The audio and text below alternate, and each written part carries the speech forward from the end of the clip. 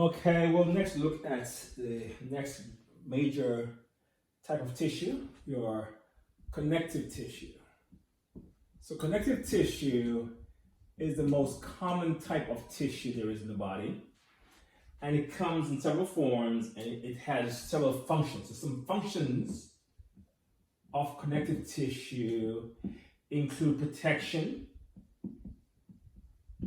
So things like your bones are a form of CT. So, for example, your rib cage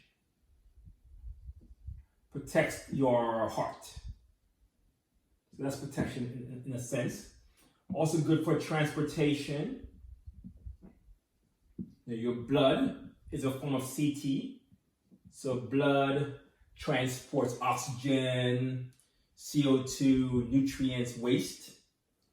Also good for binding the body together, binding things such as your ligaments, which bind bones to bones, and also good for immune function.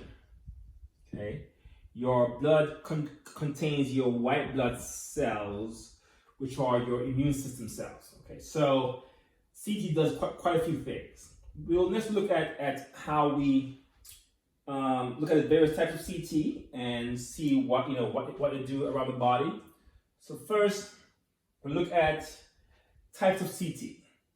So types of connective tissue include what's called CT proper. These refer to the CT that's form your ligaments and your tendons.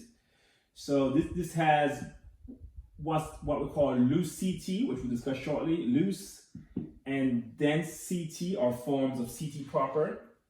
Then we have your supporting CT.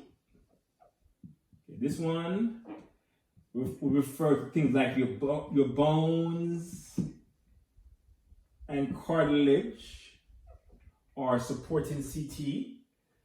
And then you have fluid CT. This is basically referring to your blood, okay?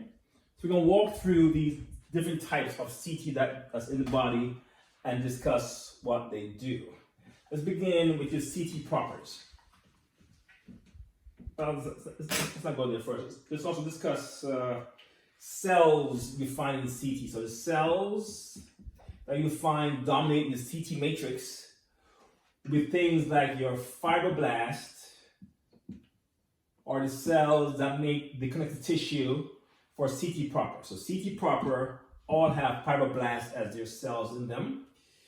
You have your adipocytes, or particularly the cells you find in fat CT proper. So your adipose CT will contain adipocytes, or what we call your fat cells. Your chondrocytes are found in cartilage. Your osteocytes are found in bone, so both of this supporting CT. And then your erythrocytes, what we call your red blood cells, are found in blood. So we have the types of cells that you're likely to encounter. In fact, these are the cells that make these different forms of CT. Also, you also have fibers that you find in the different CTs. There are three types of fibers you encounter in CT, not all at once. So you have your fibers. You have your collagen fibers, more there for tension. Resist pulling stress on the tissue, pull it back together or keep it together. You have your elastic fibers are there, to give tissue resiliency, bounceability. Okay, so resiliency provided by your elastic fibers in the tissue bed. Then you have your reticular fibers. These fibers are usually formed kind of like sieve or networks to suspend cells. So good for cell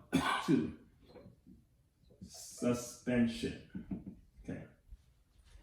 And then finally, in your tissue, so let's say this is a tissue bed, right? Where you have cells, cells, cells, and fibers, fibers, fibers in there. This part, the material that fills in the tissue, where in blood it'll be a plasma. So the filling material is called the ground substance of the tissue bed. Okay? And the ground substance plus the fibers, we call that the tissue matrix.